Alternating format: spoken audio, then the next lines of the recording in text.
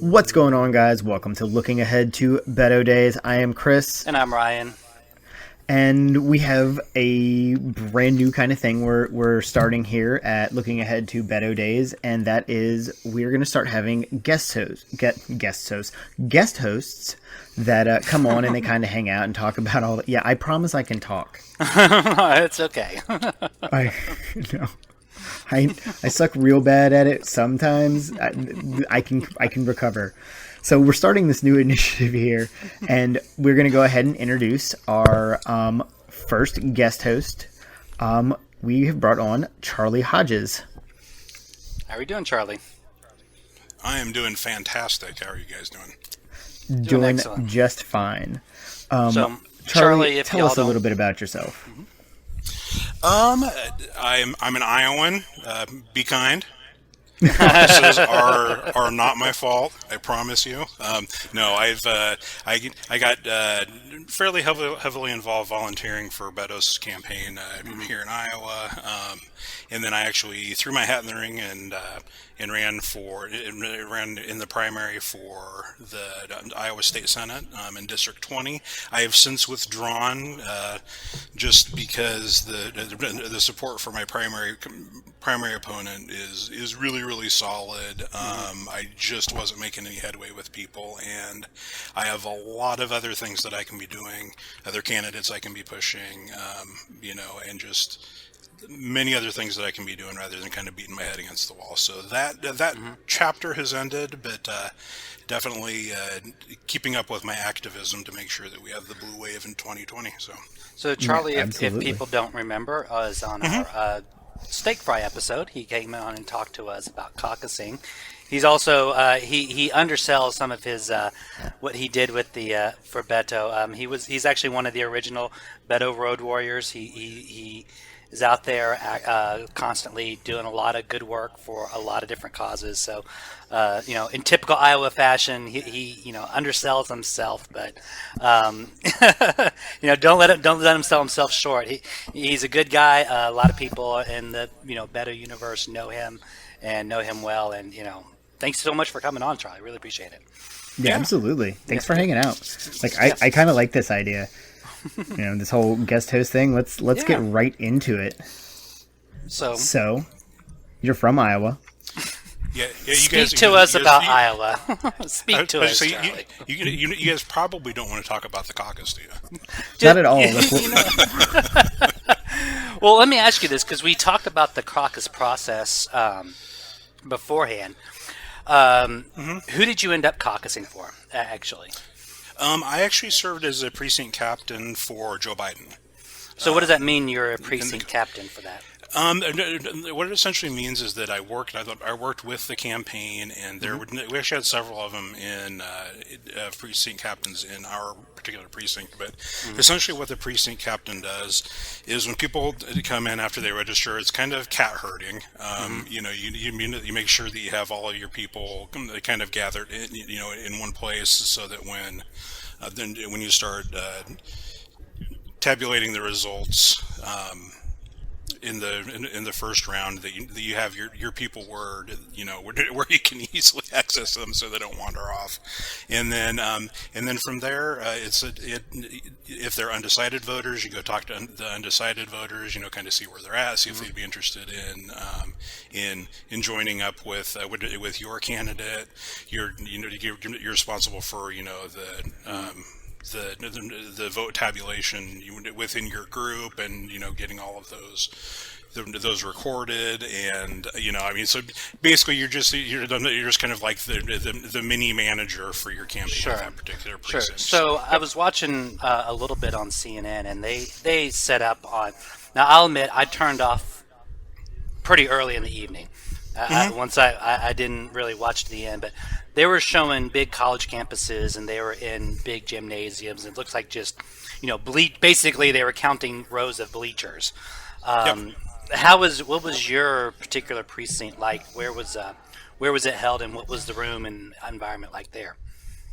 Yeah, ours was actually in a middle school gymnasium, and Okay. one side one side had bleachers pulled out, the other side didn't, and like on the side that we were on, like there was one section that was kind of loosely the like 5 people that were there for Steyer, and then us, and then Amy had a group, Liz had a group, and then there were a bunch of people on the floor but in the corner, but yeah, it was in the gym, and people just kind of collected along the edges of the gym, and then the center was kind of left free range. So It's where you corral them and bring them on in. Like I watched some of the caucuses on CNN, and all I could think of was like, what are they doing? I didn't understand. And you saying it's like herding cats made so much sense to me. I was like, oh, it makes a little bit more sense now. yeah, I get it.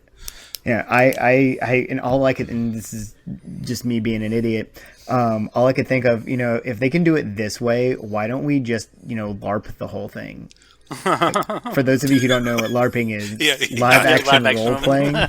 We just get every candidate gets all of their supporters, and we find a big ass field. We all get in our LARP gear, and whoever is the last man standing, that's it. That's how we pick. That's what I took from the Iowa caucuses is LARP voting. I actually think that it should all come down to arm wrestling, but LARPing, arm wrestling, it's like that'd be a great way to decide. Well, and I mean, in case of a tie, there's the super democratic coin flip too. Yeah, I saw that. So you may as well arm wrestle. I mean, it's just as good of a it's almost as fair as a coin flip where the coin doesn't move. Right. Right. It all works out that way. Well, so how did Iowa? I'm sorry, I was just curious. How did so you said you caucused for Biden? How'd y'all actually end up doing at your precinct, and how did the count end up going? Yeah, the way it ended up after we did the first alignment, which is basically everybody gathers in their groups. You do a count, and then we had 9 delegate equivalents available in our precinct. So what they do is they basically break that down, and because of that number, the percent for viability was 15% to be viable. So everybody collected initially. They went through and did a count of what each candidate had, and then at the end of that, Steyer was not viable, Yang was not viable, and Bernie was not viable. Really? And then obviously like Bennett and Tulsi and stuff. I mean, they didn't even have people there. So, so then after that first alignment, then what happens is the non-viable groups have the option of going to a different candidate, or they can actually try to form a viable group amongst themselves. And so what actually happened at our precinct is the Steyer and Yang people tried to grab the Bernie supporters, and they tried to form a viable group to declare as undecided, because you can actually have an undecided delegate equivalent if you do it that way. That actually they didn't have enough to be able to do that. So then there were some of the Bernie supporters that just left. and didn't realign with anybody. I talked to several Bernie people that promptly turned their backs on me, and and said unequivocally, "I will not be going with Biden," and I'll let you infer from that what you will. And that's very atypical of the people I've met in Iowa, actually. Yeah. I mean, generally that's not what you find in Iowa. With their candidate, I was disappointed, but not overly surprised.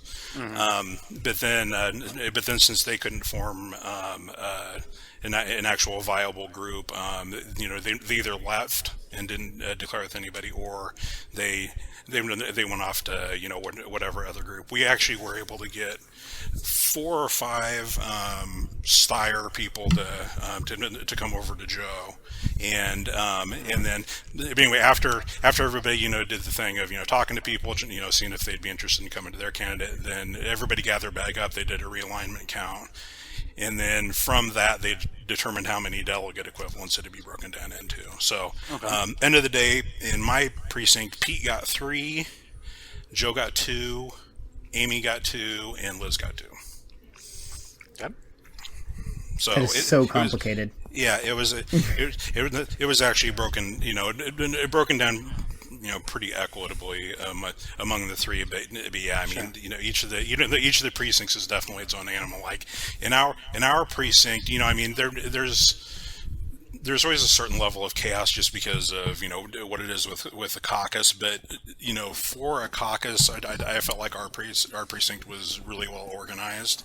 Mm-hmm. I have heard stories that other precincts were not so organized. And, had problems getting the counts and the cards collected and stuff like that. So I thought our precinct worked pretty well in that regard, but yeah, it's definitely and we'll see what the future holds for the caucus. I think that especially where for this cycle, Iowa actually made proposals to do telecaucusing and a number of different things to actually expand the amount of people that could caucus, because some people elderly can't get out, they're single moms that can't leave their kids and stuff like that, and the DNC of course shot that down, which Perez is conveniently forgetting that that he's actually one of the reasons that the turnout was down.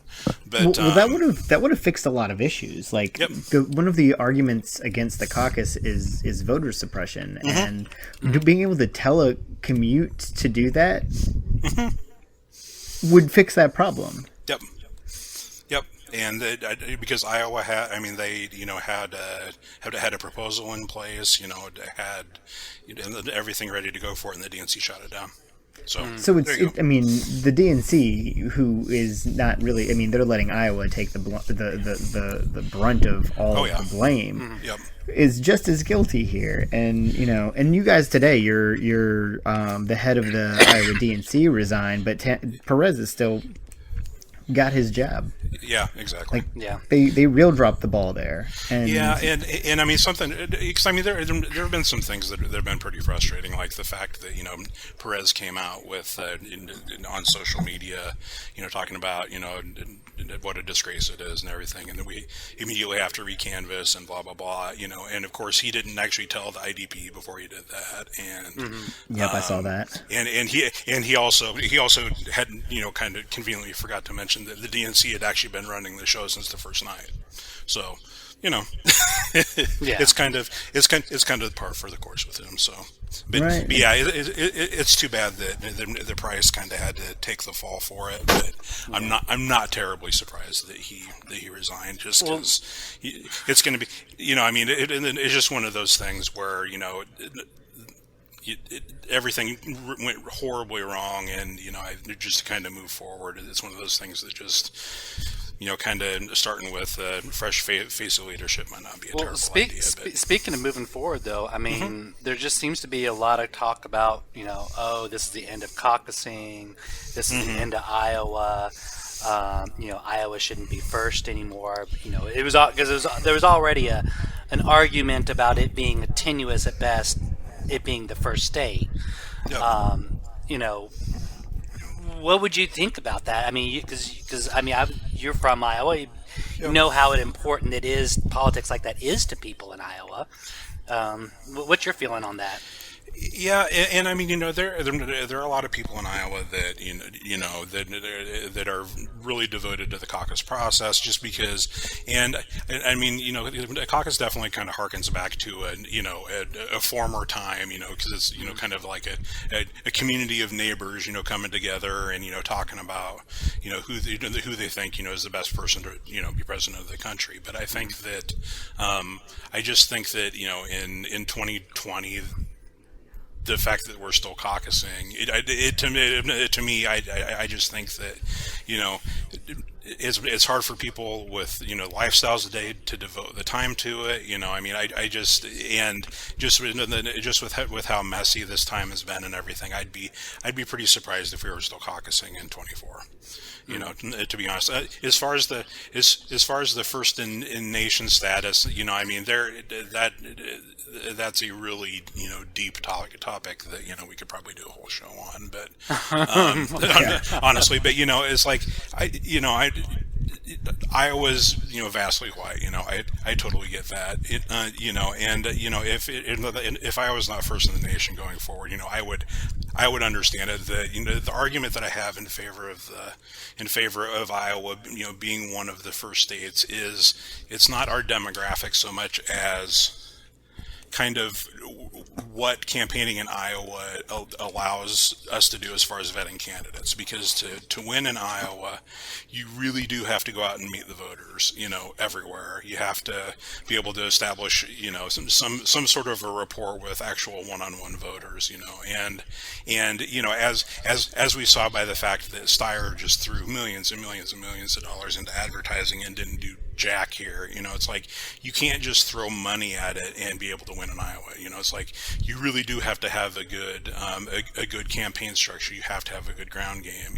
And it's not necessarily about because a lot of people are hung up on who wins the Iowa caucus and stuff like that. But what I think the Iowa caucus and what you have to have within your campaign organization, what it does for the overall nomination process is I really think that it shows what candidates have a campaign organization that can win, and I also think that it provides a wake-up call for some campaigns that are have parts of their campaign structure that are subpar. And for Joe, I think that I think that there's some messaging things that he's changed since Iowa. He seems to be definitely coming out more and challenging Pete and different things, whereas he hadn't been doing that before. And I just think because of how the campaigns run here and kind of what you have to do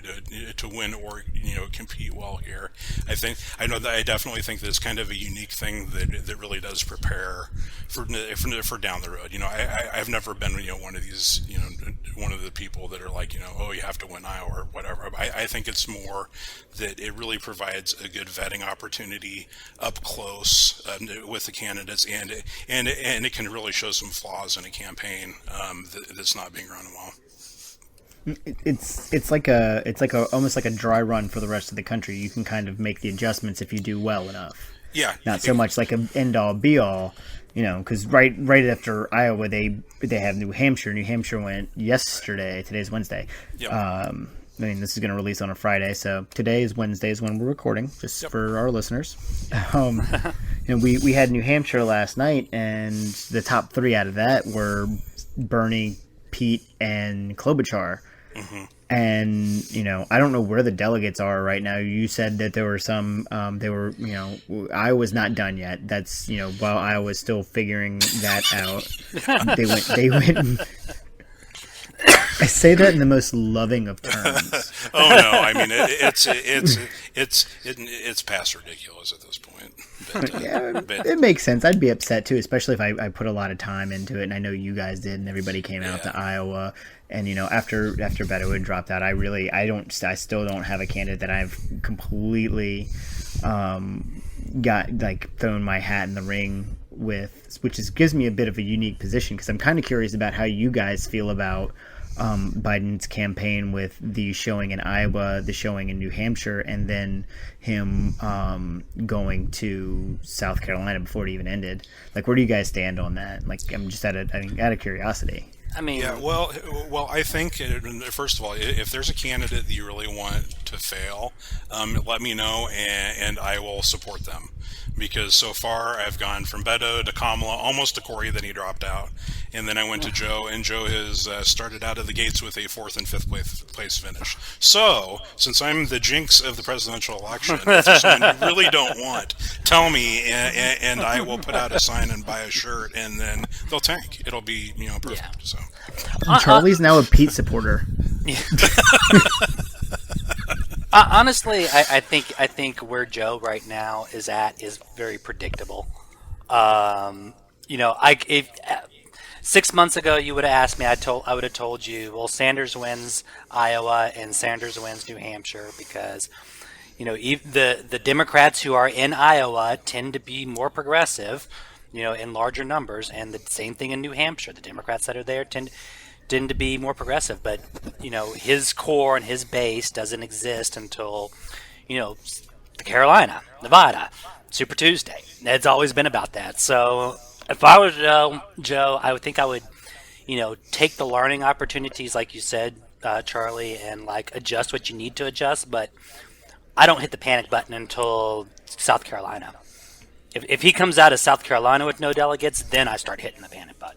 Yeah. I think that where I'm at with it is, like Ryan was saying. I mean,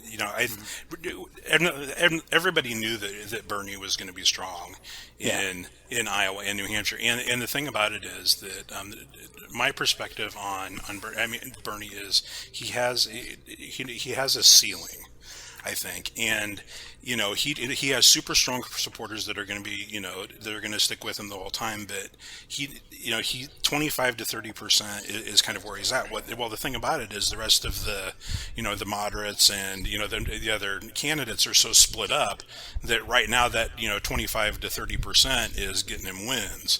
But as depending on how things kind of flesh out on Super Tuesday, and I have no doubt that there will be at least a couple of people drop after the results of Super Tuesday. So once that happens, I fully expect us to be down to maybe one or two kind of in the moderate camp. And what that's going to do is that's going to kind of coalesce the more moderate and I will say the whole label thing just kind of mystifies me, because if you look at Joe's record, he's actually been pretty progressive over time. But since it's 2020 and everybody wants a label, everybody has to have a label. We'll go with that. But just to kind of sum a little bit, I just when people drop out, the moderates are going to kind of come together, and then that kind of 25 to 30% that Bernie is able to see is not going to be. I don't think is going to be competitive towards the end. And I think it's important for Joe to win South Carolina. I think it's important for Joe to win South Carolina big. I think that if he wins but kind of ekes out a win with how some of the polling has been looking really strong for him of late, I think that could show some signs of some additional issues in the campaign. So, but I definitely think that he can win, but I think that it's important for him to win fairly big there too. Yeah, definitely. He's definitely going to have to come out with a big showing. What's been the most surprise with the two primaries? What do you guys think have been the most surprising? What is you just didn't expect it to happen? I think that Warren's performance is particularly underwhelming, because she actually had a pretty strong campaign organization here. She had a pretty strong ground game. I know that when I was out canvassing for Joe, the several weekends leading up to the caucus, the only campaign that I was kind of crisscrossing with was Warren, and the fact that she performed pretty poorly here, and compared to how our organization was, and how she did in the Northeast, yesterday, I think that was probably the more surprising. I'm not terribly surprised that that Bernie and Pete finished where they did, but I definitely think that a lot of people are focusing attention on how Joe's underperforming and stuff. It's like we knew that Joe wasn't going to do well. I mean, he definitely lived up to expectations and did not do well, but I think that Warren underperformed for me. Yeah. And I would obviously probably say Warren as well. I think if I were to take the 20,000 foot view, I would say that Yang did as good as he did and lasted as long as he did. I mean, that was really good for him. Yeah. I mean, he was talking about an important issue that a lot of people aren't talking about.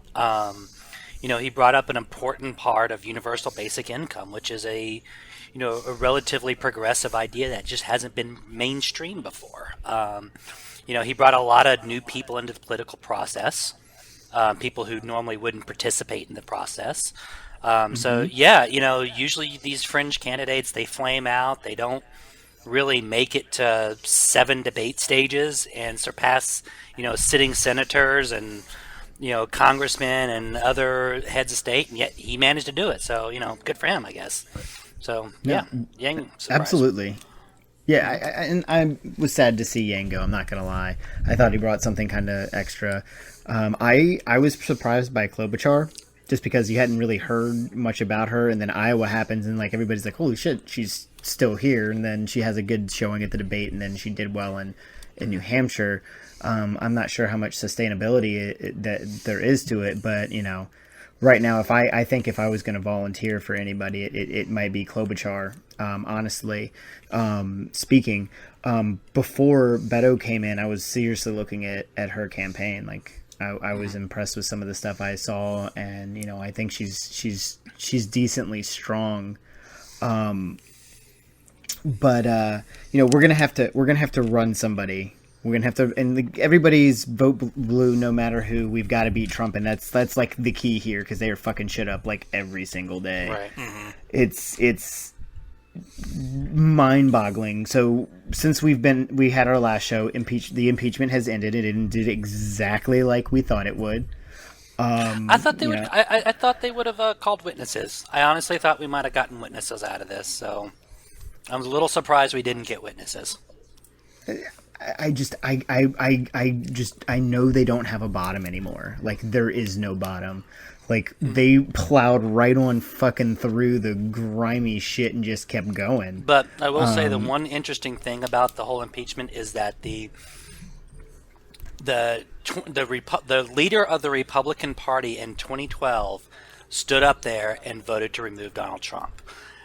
That's a pretty big symbolic gesture right there. It says a lot. It says a lot of what you need to know about the current state of the Republican Party. Right there is that he, not 6 years ago, or I guess 8 years ago, he was the leader of the Republican Party, and he's gonna get crucified for it. Oh yeah, now he's gonna get kicked out of the party. Yeah, and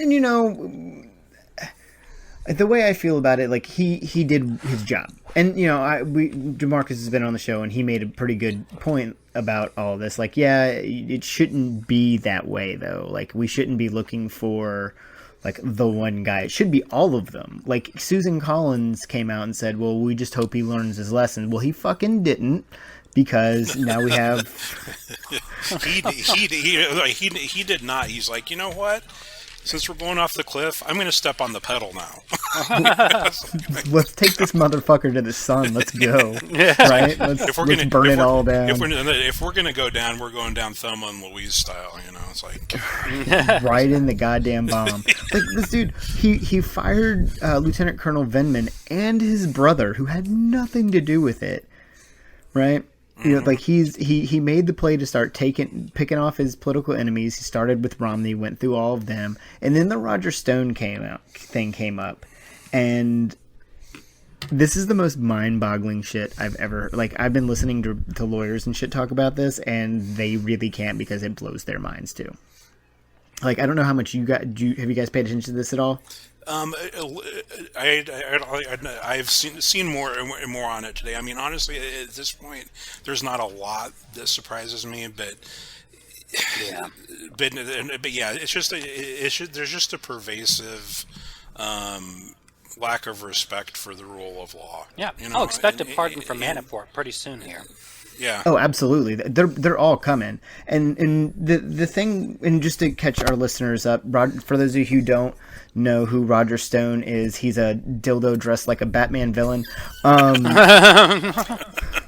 Seriously, I cannot. He's got a tattoo of Nixon. Get the fuck out of here. He lied to the government. He was doing stuff with WikiLeaks. He put up an Instagram post with a crosshairs next to the judge's head that was leading his case. And so all this stuff is going on, and the prosecutors go and they ask for 6 to 9 years for, or 7 to 9 years for his sentence. You know, it's all well and good, and the next day comes up, and Donald Trump tweets at like 1 o'clock that it's unfair and ridiculous, and by like 2 or 3 o'clock, the DOJ was saying that those were not right, that they were gonna change what they're doing because Bill Barr got involved, and all of the prosecutors quit, and everything has, all hell is broken loose. Like, he's gonna get fucking impeached again, and like, where is the fucking bottom with the Republicans? Like, seriously, Republicans, if I doubt any of you listen to this show, but seriously, what the fuck? Like, I grew up with some of you guys, and you mean you used to be decent people. Like, what does his asshole taste like? That, like, is it that good that you would sell out your entire goddamn country? Yeah, and I mean something that I find particularly amusing is how surprised Collins and Murkowski are that he would do something like this. You know, that Bill Barr, you know, that Trump and Bill Barr would, you know, try to do something about the sentence and everything. It's like, you just freaking gave the guy a green light. What the hell did you think that he was going to do? It's like everything about his presidency has been pushing to see what he can get away with. And it's like he did shit that if, you know, Obama or Clinton or anybody would have done, they would have been not just impeached. I mean, they would have been like easily convicted and gone. And it's like, you guys just said that was okay. You know, you have an argument on record from Dershowitz saying that if the president thinks it's in the public interest, you know, for him, then it's not impeachable. I mean, that's an on record argument by those guys. So it's like, you can't come back now and be like, oh, I'm very distressed by this. It's like, you guys created the freaking monster. You can't come back now and be like, oh, I'm very concerned. It's like, yeah, you know, your arguments mean nothing now. Yeah, the genie's already out of the bottle, and it's like, it's like my son, right? My son is one. We all know Bodie the Beto baby, who has a figurine that looks exactly like Beto. By the way, it's the funniest thing. Anyway, he will get in trouble for doing something, right? And then I'll say something to him about it, but you know, like, he's only one, so I have to be like, don't do that. That's not good. And then he goes and fucking does it again because he's a baby. It is literally the same thing. They're dealing with an infant, but this infant has nuclear codes. Yeah. And like there's a bipartisan move today with for him not to be able to do shit with Iran, and he's ranting and raving on Twitter about that. Somebody needs to take that man's phone. Or like tie up his colon, so because like he's got to be like that's got to be giving him what are those bags called? Like, just keep him out of the bathroom because that's probably where he's doing most of this insane tweeting. Like, I don't understand. Like, keep an eye on him.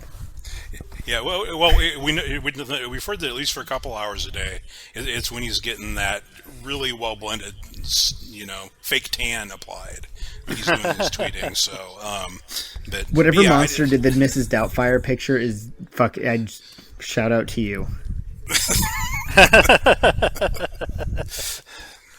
But yeah, I think, and I honestly don't know where it will stop because, you know, not to go off on too much of a tangent, but you know, it's like I have a degree in history. You know, I am also, I guess, what you'd call a history buff. You know, or whatever. But if you look at the rise of totalitarianism after World War I. You're speaking my language. It's like he's doing the fucking playbook, guys. He's dipshit Hitler. Well, I mean, Mussolini, Hitler, you know, Franco, you know, Stalin. It's like it's like it may be right or left, you know, depending on who it is. It's still totalitarianism. It's information control. It's control of the media. It's anti-intellectualism. You know, it's revenge against your enemies, I mean, like, literally every single thing that all of those guys did on their rise to power. I mean, it's freaking textbook what's happening right now, and we're just like, fuck it, let's do it, man. Woo, Trump. It's like, what the take the hell? shit to the house. Yeah. Right? Like, and he's like if you took Mussolini and Hitler and mixed them. He's the shitty leader, but with the crazy ideas that Hitler had. I'm actually glad that you brought that up. I'm also a historian. My background, I have a master's in European history, where I studied specifically the English Reformation and the socioeconomic and political lives of Jews in the Third Reich. So I've studied all that stuff too. Yeah. And I was going to talk about indoctrination a little bit, like. How like they're brainwashing almost children. They're like, kids can't tell you why they like Trump, but their parents like Trump, and Trump is awesome. And there's this whole cult of personality around it. And that was kind of circulating in my head as I went to the movies the other week. Do you guys know what Jojo Rabbit is? No. Nope. Jojo Rabbit is a movie about a little boy who is in the Hitler Youth in the last days of the Third Reich, the last days of Berlin in the Third Reich, right? So like it starts with him getting ready to go to a Hitler Youth camp, and just like the blind, like he's a kid who's like, he loves Hitler. Like that's his thing. He loves Hitler so much that his imaginary friend is Adolf Hitler. But Adolf Hitler if he was 10 as an adult. And this whole film is about this kid who then has to come to terms with the fact that his mom is hiding a Jew in the walls.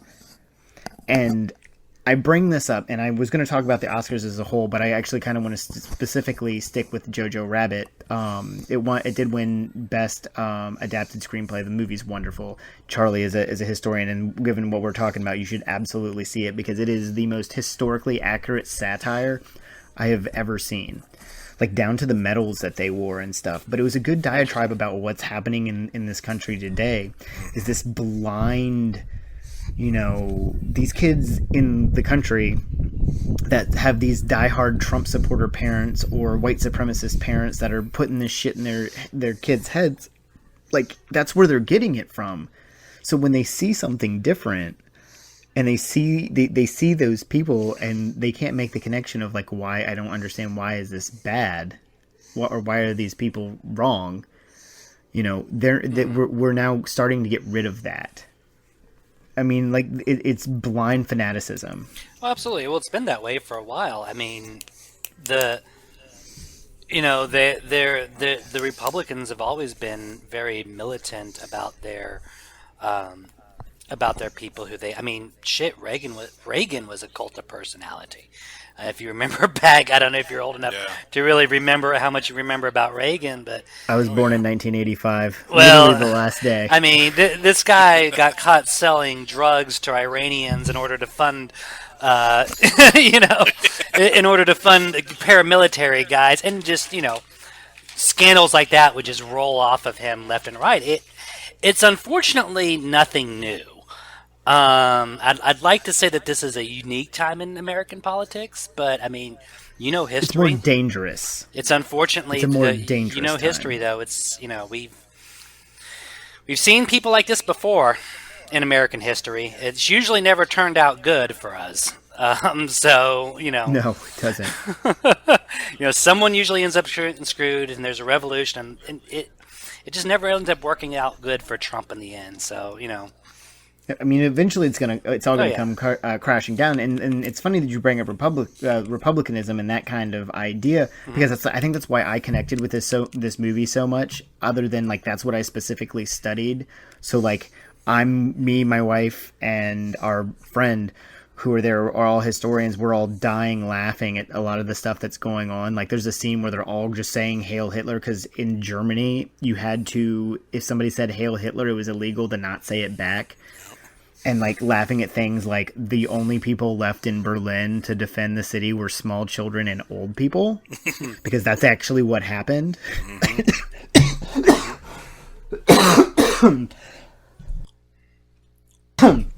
Sorry, guys. I've been battling a cold, and I choked myself getting so fired up about this movie.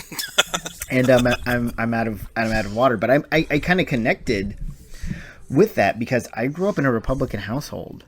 Like, I voted Republican because I thought that's what you were supposed to do.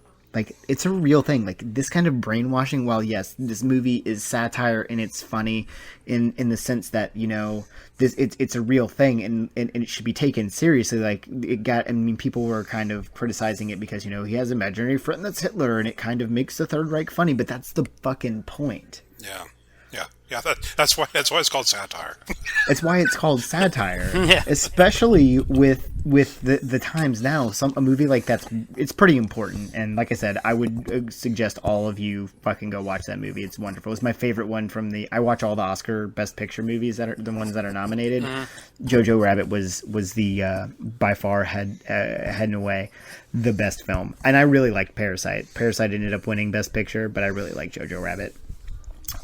So while Ryan was perusing Texas a few weeks ago, he actually did a couple of interviews for us, and we're going to go ahead and Ryan introduce your interviews. Well, there was some leftover stuff when we were out doing with the Powered by People for Eliz Merkowitz. You know, the Beto. The events became, you know, central rallying points. You know, people from all over Texas, politicians from all over Texas, all over the country, really kind of focused their efforts on it. You know, it's got to see a lot of big names in Texas politics came out there, as well as a couple local people. And I managed to snag two really interesting interviews. First off, we'll have Jessica Post. She is the president of the Democratic Legislative Campaign Committee. The DLCC, if you aren't familiar, they are the Democratic Party's organization in order to go and win state houses and state legislative houses. So Charlie probably is familiar with the DLCC and who they are. So I got an interview with their president, and we kind of talked a little bit about Eliz and everything else that's going on with her. And we also, while I was out there, talked to Travis Boldt, who we had Eliz on 2 episodes ago to talk about her candidacy for the Texas State House. And so Travis Boldt is a neighboring county right there. He is running. He's unopposed in the primary, so he's straight to the general election campaign. And Texas House District 29 Texas House Representative District 29. Eliz, I think, was a 20-point Republican district. His is only a 5-point Republican district, and it's one that Beto actually carried. So it is definitely a battleground and one we can pick up. And so we got a chance to interview him. So why don't we go ahead and bring him on? Have a very special guest. So why don't I just let you introduce yourself? Hi, I'm Jessica Post. I'm the president of the Democratic Legislative Campaign Committee. Our role in the party is to build democratic power in state legislatures and flip state legislatures red to blue. So you're a national committee, right? And yes. You decided to come down here. What decided you to bring down here and get involved in this race? Well, so the Texas House is one of our top targets in the country to flip. We only need to flip 9 seats red to blue to flip the Texas House, and Beto won all of them. So Beto really defined a path for us to win the Texas House.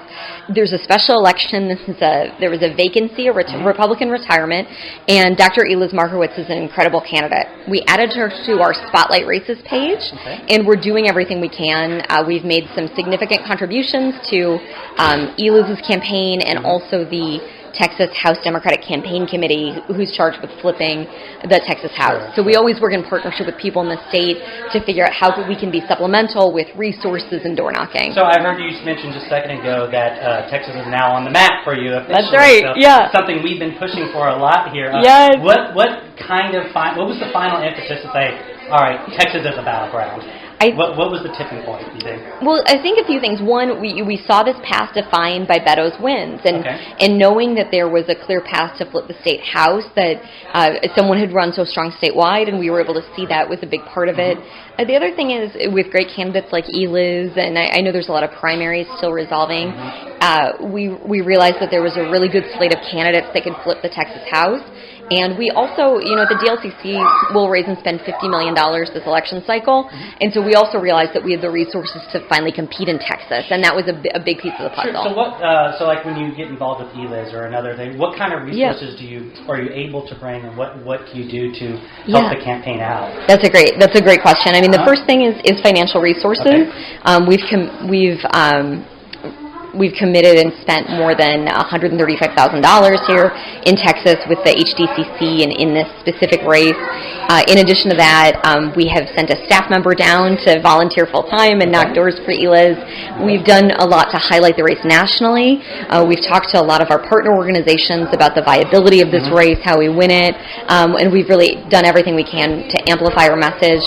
We also put her on our Spotlight Races page, and that's a place where we can raise low grassroots dollars into her campaign directly. And I also heard you mention you work with partner organizations. Is Powered by People one of those partner organizations? Yeah, we've been working really closely with Beto. Beto and I have been on the phone talking about this race quite a bit. Okay. I know he's fired up, so we're really excited to partner with Powered by People in their effort to flip the Texas State House. We always want to make sure that if there are folks that are doing work on the ground, that we're being complimentary, that we're funding organizations that are in the state already. Support what's there, not try and build new every time. Exactly, yeah. Like we never want to parachute in from Washington, D.C. and say, here's the way you have to do it. That doesn't play well in Texas. It doesn't play well anywhere, but specifically not in Texas, right? So that's our model. So we always want to make sure candidates feel empowered to run on local messages. You heard Eliz earlier talking about STARS testing, and that's really been our model, is to tell state legislative candidates, listen to your constituents, you know what's going on in your community. Those are the messages that you should be using, and then we'll come in with some scalable campaign resources, be it digital, data, or graphic design, or other things that we can do to help. So maybe those are costs that the campaign doesn't have to incur, or the House Democratic Caucus, as it were. Awesome. Yeah. So anything else you'd like to share about what you're doing, and what other states are you targeting, and what are the other big races across the country? Yeah, so this is the hottest race right now in the country. Really? Markowitz. Yeah, we got PBS out here, and we got cameras showing up. Exactly. So January 28th special for your listeners in Texas. Early voting starts on Monday. I'll be out door knocking myself today. I'm really excited. You heard earlier I brought my pink Wendy Davis inspired tennis shoes to do door knocking, and I think we have other great targets across the country. Redistricting is on the line. Really, 20 years of power is on the line. This is the first time we've had the pre-redistricting election on a presidential year in 20 years. And so that gives us a huge drive to flip state legislatures. Texas is at the top of our list, the Pennsylvania State House and Senate, the Minnesota State Senate, and we're also looking at states like Georgia and Florida as we expand our list. In addition to that, the Michigan State House is at the top of our list. So a lot of those states have a huge impact on both congressional and legislative redistricting. And if people wanted to get involved with your reforms, how would they do it? Especially for people not in Texas? For sure. We'd love for them to check out dlcc.org. There's slates of candidates, including ELIS, that they can contribute directly to. They could follow us on Twitter at DLCC or on Instagram at DLCC also, or get involved with our Facebook page. But we'd love to talk to them about the great races and highlight folks like ELIS that are running across the country. Awesome. Well, thank you very much for talking with me. I really appreciate it. Thank you so much. Yes. Really appreciate it. Thank you. This is great. Thanks for being out here and covering it. Thanks for your podcast, too. Yes. Thank you. So, that's awesome. And now we're going to bring on Travis Boldt. So we have a very special guest here, Travis Boldt, House District 29 candidate. You're running to flip another seat in Texas. So welcome to the show. Thanks so much for having me. So, tell me a little bit about yourself. So my background's in healthcare. I run a home care agency which helps support disabled seniors. Okay. My family's been running that for 16 years, and what it's taught me is that our healthcare system is set up to support individuals who have a lot of disposable income. Okay. And so that's where my business fits, is helping to support seniors who can pay thousands of dollars a month to live in their own home and not have to engage the system that we've set up as a state. 9 out of 10 phone calls that come into my agency, I'm not able to service. I have to pitch downstream To Medicare, Medicaid, I'm saying, I'm sorry, these are out of your cost range. Here are your options. Right. And your The limited options options that they have. really suck. Yeah. We've got dead last rated nursing care in Texas, 51 out of 51 behind 49 states and the District of Columbia. We have Medicaid that does not cover 5 million Texans that needs to cover. And we've got the money to fix these problems sitting on the state legislature's desk that's not being taken specifically for political reasons. Mm-hmm. It's not a lack of solutions. It's not a lack of funds. We're already being taxed for all of this money, and we're just piping it out of state to states that do want to take care of their people. So obviously you're talking about closing the Medicare gap by and joining the Obamacare, the ACA. Yeah, taking the money that'd be necessary coming down from the ACA in order to expand Medicaid. Not only will that cover the 5 million Texans who don't have any form of health insurance, but it expands the Medicaid programs to be robust enough to actually provide quality care. Right now, the personal care services that would cover an agency like mine pay rock bottom rates. Like, what kind of services are we talking about here? This is a personal attendant who comes out, helps mom in and out of the shower, cooks her a meal, helps her keep house, those sorts of things. Yeah, because I know, I mean, that's always a big thing. My parents had to take my grandmother in for a while. Yeah, it's a challenge for people, and these are the kinds of things that allow people to have a normal life and still contribute without, being overly burdened by health care like that. Well, and that's literally in the Medicare and Medicaid statutes. Is what do they expect you to do? They expect you to move in with a family member and have your son or daughter. Not everybody has a son or daughter. Not everybody has a son or daughter who's nearby or willing to change diapers. So we've got this huge burden that's put down onto individual families. 70% of my patients have Alzheimer's disease, and Alzheimer's is a growing concern here in Texas. It's going to be $1 trillion problem before the year 2040. And so putting the social structures in place that are necessary to care for these patients, as well as the disease prevention and research, are very necessary things that are supposed to be on the state's platter. However, we don't have a legislature that's interested in solving these problems, and that's a lot of why. And so what made you decide to step up and that you wanted to actually be involved in the change? So I got involved in 2016, like a lot of folks, once I saw that sitting on the sidelines was not yielding the results that we needed. So I actually got involved through the Beto campaign. I was the grassroots headquarters chair down in the Pearland area. And so that got me involved with a lot of the volunteers, the Democrats clubs, the neighbors that were willing to go out and put this work in. This district was actually uncontested in 2018. We had the Democrat pull his name from the ticket at the last minute. So the Beto campaign really was the district-wide campaign to put Democrats in office. So really, we just kind of kept with that momentum, and this was the natural outgrowth of that. The same people who are out there helping me knock on doors today are the people that were with me volunteering for Beto in 2018, volunteering for Srikal Kearney in 2018. We're out here today with Elias and a lot of these faces are really familiar faces. So I keep telling people that, because we have some listeners from out of state, and I don't think that they necessarily realize that what Beto accomplished as far as doing that, running those kinds of campaigns and organizations in places that never existed before. Because I'm down in Galveston, and most of my, or just like you, Republicans running unopposed in the ticket, and there's not just a lot of people organizing except for Beto. He came out and actually started pushing some of this stuff. And this has been something that's been happening over the course of my lifetime. Is Democrats before 2016, 2018, stayed in the shadows. We kept our head down. We didn't talk about it. We kind of grumbled underneath our breath and maybe donated to the national politicians or something like that. But we really didn't have representation here in the state, and we really didn't have a hope of representation here in the state. That's changing. And now, in 2020, we have candidates across the slate, as far down as county commissioner and justice of the peace, who are willing to get out there, beat their chest, say, I am a proud Democrat, and I want you to come out and volunteer your time and donate to my races and get your friends and family and neighbors to come up and vote. And these are important steps that are necessary to take, is making sure that people, when we knock on doors, a lot of people say, I've never had a Democrat come and knock on my door before. It was always just the Republicans walking into office and being unopposed. You might get a postcard if you're lucky. Sure. But now we're actually out here, and we're your neighbors. We're the people down the street, the people who run the shops around the corner, and we're not these big scary monsters that Republicans have made us out to be for the past however many years. And that's really what this work is just putting a face on the campaign at a local level to let people know that, hey, we have these values and these are what we're willing to stand by. So let's talk a little bit about your campaign and your race. Sure. You're running for Dallas District 29. Describe the district for people who don't know what it is Sure. and what's the makeup of the district. So District 29 encompasses the northern chunk of Brazoria County. It's entirely included within Brazoria County. It's 95% included within Congressional District 22. Okay. The major population center is Pearland, which is going to make up about 80% of the population in the district.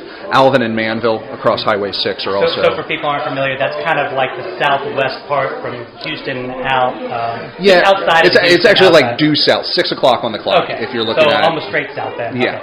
Okay. This is a growing suburb like Katy, like Sugar Land. We've seen a lot of folks, particularly middle-class minority families, move into this district over the past several cycles. This is actually the first cycle where this district will be majority-minority. Okay. And so the demographic shift is looking very favorable for a Democratic candidate.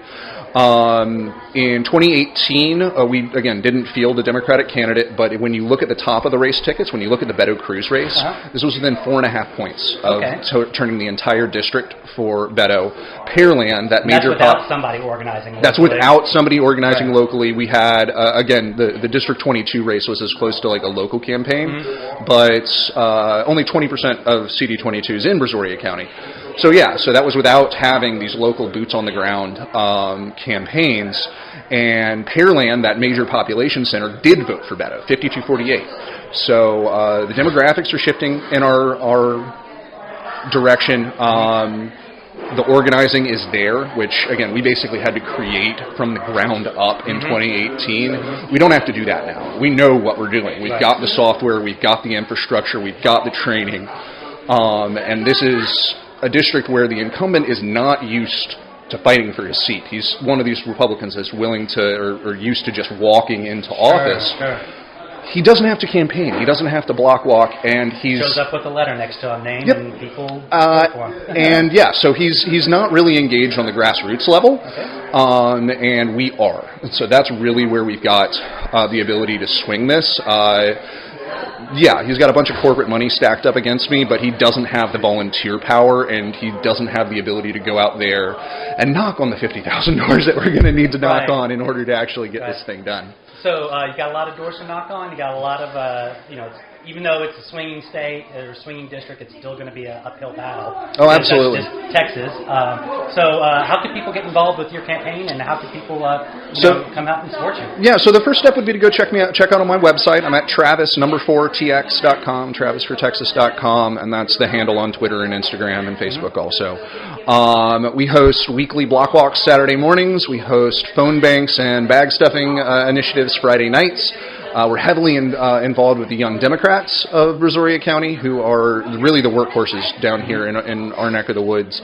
And so if those are things that are interesting, if y'all are local, we can pipe in phone bankers from really anywhere across the country. And then, again, we are basing this off of individual donations. My opponent's got the corporate money, but dollars don't vote. People do. And so a $10 donation means more than a $10,000 donation, in my opinion. Or a one shift means a lot of walking means a lot, too. So. Absolutely. Thank you very much for coming on. Really appreciate talking to me for a minute. Absolutely. Thanks for chasing me down. Have a good one. Take care. All right, Ryan. Thank you for doing both of those interviews. And honestly, I'm gonna shout you out. I do this quite often. Ryan has put in a fuck ton of leg work, and he's had just an absolute ton of shit going on recently. And he's still kind of stayed in the game here with me. So I appreciate it. You very much become the heartbeat of the show, man. I appreciate that you keep us going a lot of the time. So big shout out to you. Well, and a very impressive thing that some people may not know about Ryan is that his recording equipment was trampled by Elizabeth Warren. Oh yeah, that is true. That is true. I got personally stepped on by her. I have so many jokes. So many jokes. I can't. Don't. Weird things happen during the Iowa caucuses. Yes. Yeah, man. That's all that I'll say. Next go round, I'm coming. Like next go round, I want to be able to travel and do shit. Like I want to keep this going until 2024, or until it's just literally us all sitting here talking at each other. 2024, then it's a re-election campaign. You don't really have the same hoopla. It's just different. Thanks for killing the atmosphere.